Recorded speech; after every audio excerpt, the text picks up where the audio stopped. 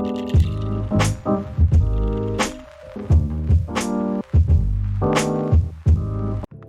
guys, welcome back. Today we'll be making some plantain. You're gonna need like 3 plantain. Make sure they are ripe, and you're gonna need a knife, of course, and some vegetable oil.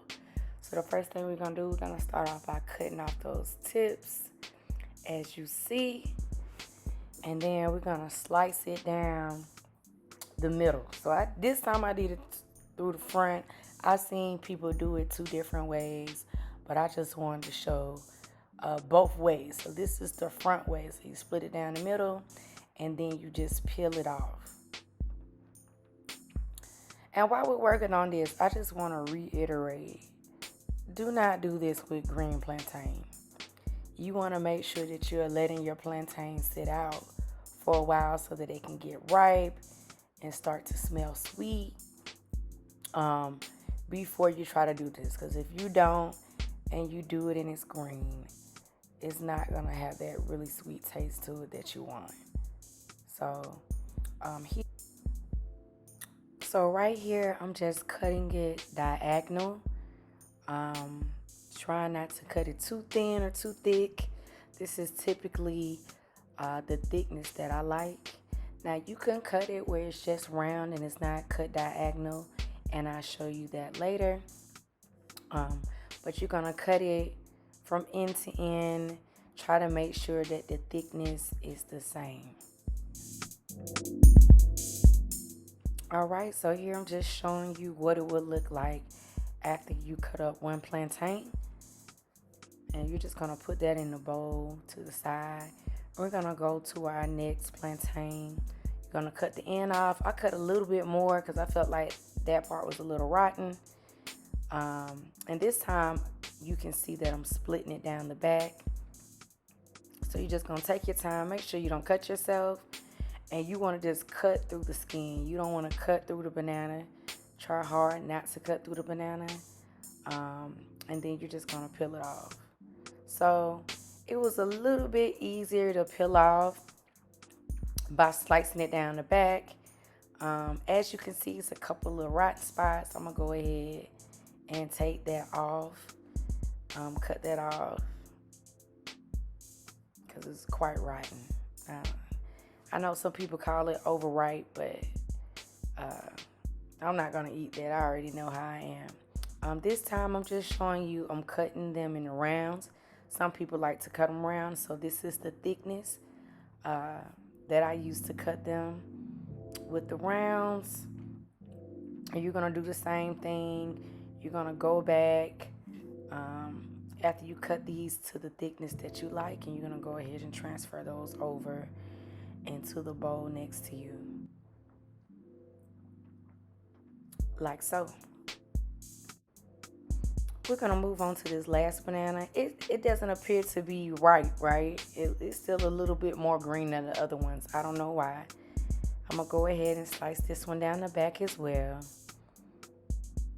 And again, just take your time when you're slicing. You don't want to cut your hand. You don't want to cut too deep into the banana. But you want to cut deep enough to pierce through the skin. So here's me going ahead and trying to peel it off. Now look, it's not peeling, y'all. I'm having a hard time peeling it off, like a hard time. And for some reason, it's green, but it's rotten. Like the parts where I consider it to be rotten, it is hard to get off. But it's still kind of green. I have no idea why. But it is. And as you see, I'm just trying to, I can't even get the peel off in this section at all. So you know what? It's a no-go for me. I'm going to just throw that one away. So you're going to go ahead and get you a skillet now and add a little bit of, what is this? Not olive oil, but vegetable oil to your skillet. And you're going to wait for this to get hot. Super, super important. You want to wait for your vegetable oil to get hot. And you're only going to put about maybe half an inch in there. You probably don't need that much, just probably enough to cover the bottom. I'll put a little bit more in there because I wanted y'all to kind of see it bubbling and all that. But you don't have to put this amount of oil. Probably about a half an inch would be sufficient.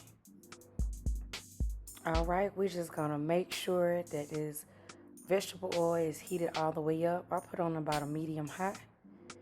And to check this, all you're gonna do, splash a little water in there. If you see it sizzle, kind of pop back like this, that means you are ready to put in your plantain.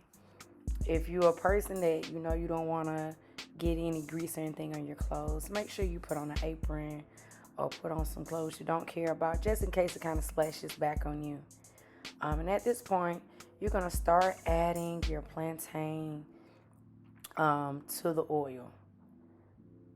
And depending on the thickness, that determines how fast it's going to cook. So take your time, add it in. You don't want to plop them in where there's going to be a bunch of grease splashing back on you and you burned yourself. So take your time and put it in. And as you can see, some of them is going to start turning brown on the edges and stuff. It's not quite ready, but you'll start to see that some of them, as soon as they hit the grease, it'll start browning. All right, so you're going to take a fork. You're going to make sure nothing's on top of one another because you want them to evenly cook. And it depends on how dark you want yours, how crispy you want yours. So you can kind of flip them and see the ones you put in there. The round ones were a bit thinner than the ones I cut diagonal. So as you can see, I'm starting to flip those already because they're already getting this kind of golden brown color on one side. So we're just going to continue to flip them. And again, you're going to cook them to your desired brownness. So I'm going to go ahead and speed this up, and you're just going to flip them and cook them to your desired brownness on both sides. Take your time. And then you're going to take them and put them on a paper towel to let some of the oil drain off of them. And it's going to look something like this. I like mine this brown. It's going to be excellent. You can pair this with some curry chicken, some jerk chicken. Use it as a side along with some cabbage. And this will go great with whatever you got going on. All right. Thank you for checking us out today. Remember to subscribe to Sierra's Cookery, and we'll see you next time.